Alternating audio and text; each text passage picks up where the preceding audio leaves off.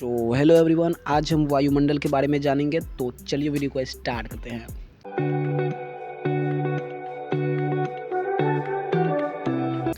पृथ्वी के चारों ओर से घेरे हुए वायु के विस्तृत फैलाव को वायुमंडल कहते हैं।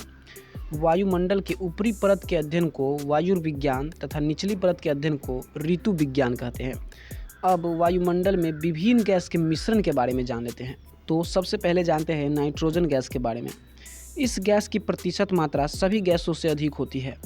नाइट्रोजन की उपस्थिति के कारण ही वायु दाब, पवन की शक्ति तथा प्रकाश का परावर्तन का आभास होता है। इस गैस का कोई रंग, गंध अथवा स्वाद नहीं होता है। नाइट्रोजन की सबसे बड़ा लाभ यह है कि वस्तुओं को तेजी से जलने से बचाती है। यदि वायुमंडल में नाइट्रोजन न होती तो आग पर नियंत्रण रखना कठिन हो जाता। नाइट्रोजन से पेड़ पौधे में प्रोटीन का निर्माण होता है। यह गैस वायुमंडल में 128 किलोमीटर की ऊंचाई तक फैली हुई है। अब जानते हैं ऑक्सीजन गैस के बारे में। ऑक्सीजन के अभाव में हम ईंधन नहीं जला सकते, अतः यह ऊर्जा का मुख्य स्रोत है। यह गैस वायुमंडल में 64 किलोमीटर की ऊंचाई तक फैली हुई है, परंतु 16 किलोमीटर से ऊपर जाकर इसकी मात्रा बहुत कम हो जाती है। अब जानते हैं ओजोन गैस के बारे में। यह गैस ऑक्सीजन की ही एक विशेष रूप है। यह वायुमंडल में अधिक ऊंचाई पर ही अति न्यून मात्रा में मिलती है। यह सूर्य से आने वाले पराबैंगनी विकिरण को अवशोषित कर लेती है। यह 10 से 50 किलोमीटर की ऊंचाई तक ही केंद्रित है। वायुमंडल में ओजोन गैस की मात्रा में कमी होने से सूर्य की पराबैंगनी विकिरण अधिक मात्रा में पृथ्वी पर पहुंचकर भयानक बीमारी फैला सकती है। उसके बाद आता है कार्बन डाइऑक्साइड गैस। यह सबसे भारी गैस है और इसी कारण यह सबसे निचली परत में मिलती है। फिर भी इसका विस्तार 32 किलोमीटर की ऊंचाई तक है। यह वायुमंडल के निचली परत को गर्म रखती है। आपकी जानकारी के लिए बता दूं, गैसों के अतिरिक्त वायुमंडल में जल वाष्प, धूलकण भी उपस्थित होती है। अब चलिए वायुमंडल की संरचना के बारे में जान लेते हैं। सबसे पहले नंबर पर आता है क्षोभ मंडल। यह वायुमंडल की सबसे निचली परत होती है। सभी मुख्य घटना, बादल, आंधी, वर्षा इसी मंडल में होती है। संवहन मंडल एवं अधोमंडल इसी मंडल को कहते हैं। उसके बाद आता है समताप मंडल। समताप मंडल 18 से 32 किलोमीटर की ऊंचाई तक है।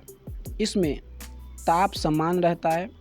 इसमें मौसम घटनाएं जैसे आंधी, बादलों की गरज, बिजली कड़क, धूलकण, जल वाष्प आदि नहीं होती। इस मंडल में वायुयान उड़ाने की दशा पाई जाती है।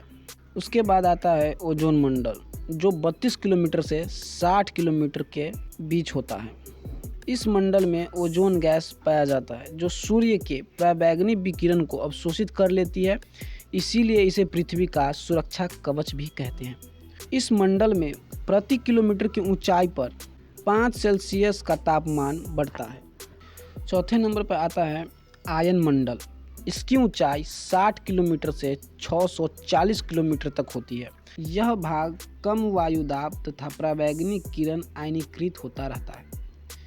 इसी मंडल में सबसे नीचे स्थित डी लेयर से लॉन्ग रेडियो वेव्स एवं E4 या E2 और F1, F2 परतों से शॉर्ट रेडियो वेव्स परावर्तित होती है, जिसके फलस्वरूप पृथ्वी पर रेडियो, टेलीफोन, रडार आदि की सुविधा प्राप्त होती है। संचार उपग्रह इसी मंडल में अवस्थित होते हैं। उसके बाद आता है 5वें नंबर पे बाह्य मंडल। 640 किलोमीटर से ऊपर के भाग को बाह्य मंडल कहा जाता है। इसकी ऊपरी सीमा निर्धारित नहीं है। इस मंडल में हाइड्रोजन एवं हीलियम गैस की प्रधानता होती है। तो इस वीडियो को अब ज़्यादा लंबा नहीं करते हैं। इस वीडियो में हमने जाना वायुमंडल में प्रमुख गैस एवं वायुमंडल की संरचना के बारे में। तो ऐसे ही वीडियो पाने के लिए चैनल को ज़रूर सब्सक्राइब करें। मिलते हैं अगले वीडियो में, तब तक के लिए बाय, जय हिंद।